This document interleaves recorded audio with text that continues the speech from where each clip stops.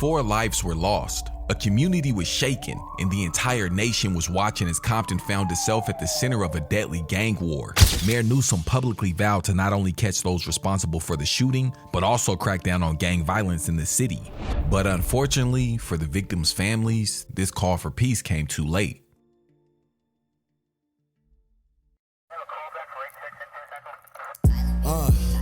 Whole life been problematic.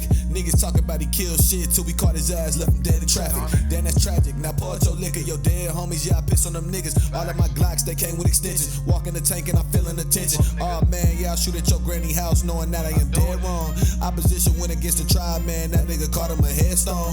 That's that shit we be on, 223 point blank, get shit on. PFG, that's gang, my nigga. Real life movie, we really get with you feel me, my nigga? Good life, now fuck it, this hood life. All of my life I've been fighting, right hook stinging like lightning. Dropping these bodies, we ducking indictments. Talking to feds and we doing them trifling. Dead odds, yeah, that's keeping me smiling. Hop inside of my 6'4" Impala. Under the seat, I'm keeping the chopper. Good life, now fuck it, this hood life. Good life, now fuck it, this hood life. We really about it, y'all really gon' see. We reppin' the tribe, that's PFG. All of my niggas, we come from the streets, living the diet, and that's what it be. Hood life, yeah. Hood life. Tawanda sat in total disbelief as members from the Compton gang unit explained that her car was the intended target of the shooting that left an innocent family of 4 dead. She knew DeMario had some involvement in the streets, but she had no idea his life was on the line. DeMario was just as shocked as his mother. He knew had that been the correct car, there's no question he would have been dead. The detective on the case recommended that they leave the city at least until they can get the war under control. Tawanda took his advice, and by the end of that night, she had already found a new place for her and DeMario to live. A 2-bedroom, 1-bathroom apartment about 45 minutes away from Compton in Pasadena. That's where they relocated. Of course, Pasadena has its own gangs and politics, but if DeMario just stayed out the way, he'd be good. Milton High was the new school that he'd be transferring to. It's very prestigious when it comes to academics, but sports, yeah, not so much. Besides, DeMario was so far removed from football that he wouldn't be ready to play even if he could. It didn't take long for DeMario to get adjusted at Milton. I mean, after just a few weeks, he had already found a new friend group and he seemed to be fitting in pretty well. Not only that, but he had also hooked up with one of the baddest girls at the school, Alexis Moore. See, DeMario has always saw himself as a ladies' man, you know, a wannabe player, but when he met Alexis, all that went out the window. Even though they were complete opposites, the two bonded instantly and seemed to be the perfect match. See, Alexis was a good kid, never skipped school, never smoked before, none of that. Well, DeMario was a good kid as well, but he had his vices, and it wouldn't be long before they started rubbing off on Alexis. Instead of going to her evening job after school, every couple days she would take off and meet DeMario at the beach. They'd sit out there for hours, talk, smoke, argue, laugh, joke, and everything else. I mean, the two were in love, but there was one problem. Next year, Alexis would be leaving for college. DeMario, on the other hand, hadn't planned that far ahead. He was just living in the moment and not really too concerned about his future. Senior year came and DeMario decided to give football another shot. He hadn't played since basically his sophomore year, but he was still pretty confident that he can get out there and make some plays. Milton's football team was trash, and DeMario didn't make it much better. He was out of shape from all the drinking and smoking, so the things that initially made him good, like his speed and athleticism, were completely gone. They'd only win 3 games the entire season, and at the end of it all, DeMario didn't earn a single scholarship. So he just decided to follow Alexis and walk on to the team at San Jose State. He gained a little bit of attention from the scouts at San Jose State during his senior season at Milton, but like I said, he didn't perform well enough for them to offer him a scholarship. So when DeMario walked onto the team, they had him rated as a 69 overall and the 4th running back on the roster. The team spring game would be his first real chance to prove to the coaches that he was a lot better than his ranking. But there was one problem. They never gave him a handoff out the backfield. Nah, the entire game he was lined up as slot receiver. And he did his thing. He was able to score a touchdown, finish the game with a few catches, but it was right then and there that he knew he was about to get redshirted. Over the course of his freshman year, DeMario put in work. He never got to see the field on game days, so his practices were his game days. He was going hard on every rep and really making improvements. Midway through the team season, he moved up one slot to the third string running back. Now, he was hoping that he would finally get a chance to get on the field, but nah, that never happened. Well, kicking off the next season, DeMario had finally moved up to the second string running back, and he got a new number. He'd also finally start getting reps in the game, but of course it came at receiver. Well, that was until the starting running back got injured, so that meant it was finally time for DeMario to shine. DeMario would finally get his first start, and it would come at home versus the 2-6 Colorado State Rams. Now, although he was technically the starting running back, he would still be splitting reps with his backup. So basically the coaches were trying to figure out who the new primary running back was going to be while Jabari Bates was out with the injury. Now, there was one big problem during this game, and that was every single time DeMario made a big play, the coaches immediately called him over to the sideline. So for example, here they are right here, 1st and 10, he runs it up the field for like 30 yards, and then he's taken out literally into the second quarter. That's crazy, man. I don't know what they was thinking, but here's another example. They were pinned back into their own end zone, makes a huge play, and then immediately taken out of the game. Now, I got to give a lot of credit to DeMario for being able to keep his composure and not let the coach's antics throw him off his game. I mean, here's another example. He makes a huge play coming out the backfield. Just watch this, bro. He had a chance to score. He takes him all the way down to the goal line, and then he gets snatched out the game. But I think I know what the coaches were doing. I believe they were maybe trying to test and see where his mentals was. You know, see how he was going to respond to adversity. And credit to him, man, he did his thing. So the Rams were able to score 10 points, and finally the coaches would put DeMario back into the game when it was basically over. But it's all good, man. Every play counts. Here he is on the swing route coming out the backfield, able to pick up the first down while juking his defender. And you guessed it, man, Buddy is headed straight to the sideline. Even through all the coaches' antics, DeMario was still able to have a pretty solid day on the field, and the Spartans were able to pick up a win at home. So hopefully DeMario solidified himself as the first option coming out the backfield, and hopefully next week will be a little bit different. The Spartans' next game will be on the road taking on the New Mexico Hobos. Now, the Hobos did have a 5-4 record as well, so they were a pretty solid opponent.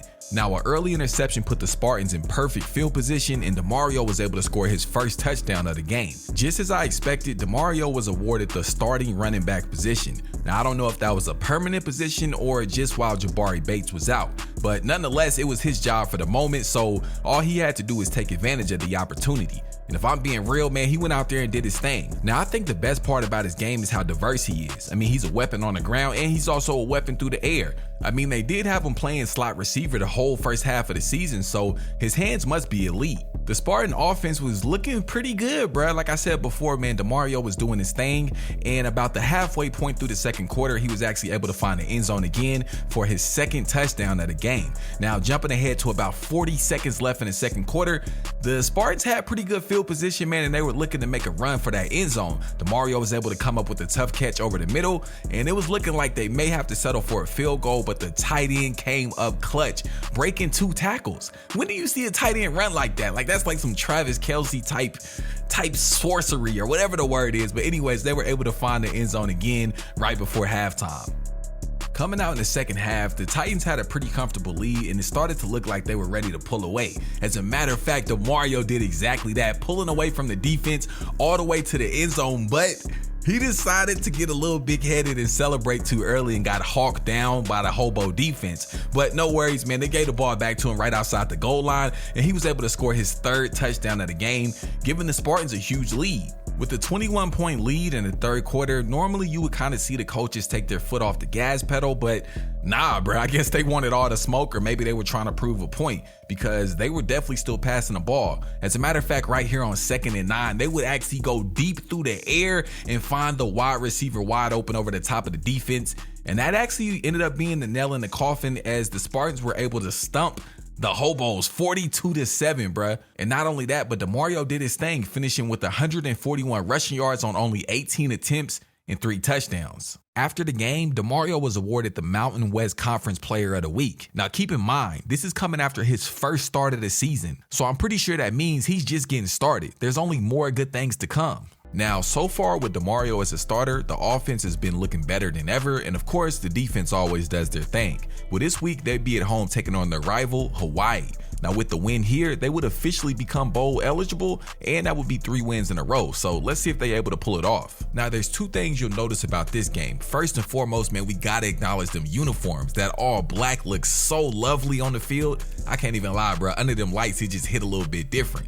And the second thing, for some reason, the Spartans were really pass heavy. I mean, oftentimes, as you can see right here, they had DeMario lined up out wide, and every single time he made the defense pay. So as I mentioned before, man, he's really become a weapon in the passing game. And honestly, I think he may have a future if he decided to switch positions. Y'all let me know what y'all think down below. Should DeMario stay in the backfield as a running back, or should he line up at that slot receiver? With just over 3 minutes left in the second quarter, the Spartan defense had pitched the shutout up until that point. Now, the offense had worked their way to right outside the goal line, and what do you know? That tight end comes up clutch right over the middle of the defense for 6, increasing the lead to 2 touchdowns. There was about 3.5 minutes left in the third quarter, and the Spartans had a 14-0 lead. Now, of course, they were sitting pretty comfortable, but it was still too early to take their foot off the gas. So, the pass game was still in full effect. DeMario came out the backfield and showed off his soft hands catching the screen pass. Now, in this play, he shows off how, again, he's an elite receiver, catching the ball over the top of the defense and completely running over his defender, finding his way into the end zone. Now, of course, the Spartans were able to pull off the 21-point victory over Hawaii, giving them the bragging rights in this year's rivalry game. So over the course of the past 3 games, DeMario has been doing his thing. I mean, the team looks better than ever and things seem to be headed in the right direction.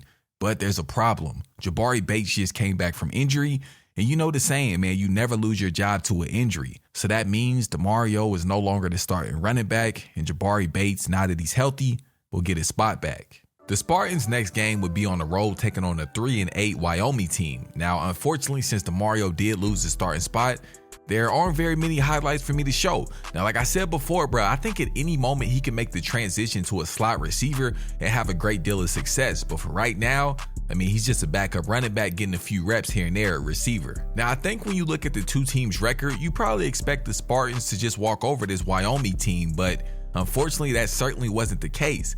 And quite honestly, I think we all know why. I mean, with DeMario not starting in the backfield, I think the offense was a little bit out of sync. Now, that's expected being that Jabari was just coming back into the starting lineup, but I mean, if it's not broke, then why try to fix it? Anyways, the Spartans were able to pick up the victory on the road, but honestly, it wasn't pretty. They were only able to find the end zone 1 time. Only 1 time. That's crazy, bruh, but a win is a win. After his performance versus Wyoming, the coaches felt it was finally time to go ahead and give DeMario a chance to take over the starting running back spot. Yeah, he officially unlocked a position battle versus Jabari Bates. Now, I know normally when you get injured, that doesn't mean you lose your starting job. As soon as you come back from injury, you should jump right into the starting lineup. But in this case, I don't know. Anyways, during the position battle, of course, DeMario went out there and did his thing. He was able to beat out Jabari Bates in 2 of the 3 challenges and officially became the starting running back for the rest of the season. Man, y'all see what it is. It was bowl time. The Spartans finally reached the big stage, and they'll be taking on the TCU Horned Frogs in the Guaranteed Rate Bowl game. Now, of course, we all know that this wasn't the most prestigious bowl game there is, but hey, this is a real prestigious opponent that they'll be facing. I mean, TCU is no pushover. Not only that, DeMario was finally back in the starting lineup, and the Spartans were finally ranked within the top 25 teams in the nation. Now, the Spartans came out pretty fast, man. It looked like they were about to find their way into the end zone, but unfortunately, a fumble put a stop to all that. Luckily, their defense, though, was able to stop TCU and put the ball right back into the hands of DeMario and his Spartan offense. Now, for DeMario, this was really his first big test of the season. I mean, TCU by far was the best team that he got a chance to play all year, so I was pretty excited to see how he was going to perform on this stage. 2nd and 10, looks like DeMario will take the counter out the backfield, and he picks up a huge first down, man. They definitely gonna need a few more plays like that if they're gonna have any success in this game. But a few plays later on 3rd and 6, the quarterback completely, I don't even know what to call it, man. He threw it straight to the defense, and that is another turnover for the Spartan offense in this game. 56 seconds left in the first half. Let's see if the quarterback got some redemption in him. And he does. He threw an absolute dart over the top of the defense, moving him right outside the red zone. Let's go, 33 seconds. DeMario able to go ahead and pick up the small gain, 22 seconds, DeMario wide open, and he's able to find the end zone even in the score right before halftime. Now, I keep telling y'all, bro, if push come to shove and his back is against the wall, I honestly think DeMario could switch to slot receiver with no problem. I mean, here he is again, wide open, finding space in the defense, making plays. I think dog is tremendously talented. Anyways, 3rd and 12. And another interception, bro. I don't know if the quarterback has his eyes closed or what, but that's like, what, 4 turnovers today? All right, so here we go, man. TCU was able to jump out to a 3-point lead after that interception. Now, we all know when you playing these top tier teams in college football, you can't afford to turn over the ball. And the Spartans already got it seems like 5 or 6 turnovers already. So we gonna see what they can do. Now, it looks like they definitely giving DeMario a chance to have his impact on the game. He was able to work the ball down to the 1-yard line. The quarterback keeps it, and he comes up just a yard short. Now, the Spartans did decide to go ahead and kick the field goal, tying it up at 10. They were able to get the stop and take back possession of the ball with 2 minutes left in the game. Let's see what they can do with it. The quarterback dropping back. He has a clean pocket, and he throws an absolute dart to his receiver over the middle, and he may score the 30, the 20, the 10, and he will go completely untouched to the end zone. Now, as we all know, 2 minutes is a lot of time to leave on the clock, so TCU was able to get a touchdown of their own. But here oh my God, bro, wide open over the middle. The quarterback makes up for all the interceptions he's thrown this game and throws a walk-off touchdown to seal the deal, man. The Spartans were able to pick up the bowl game victory. Man, I love to see it. That was a great game that went all the way down to the wire. At the end of the season, DeMario took home several awards. He made the freshman All-American, the second team All-American, the Mountain West Conference first team All-American. I mean, he really did his thing. Now, of course, being that the season just ended, he has a decision to make. Will he stay with the Spartans for next season, or will he jump into the transfer portal? Y'all let me know what he should do, man. Comment down below. I'm on to the next one.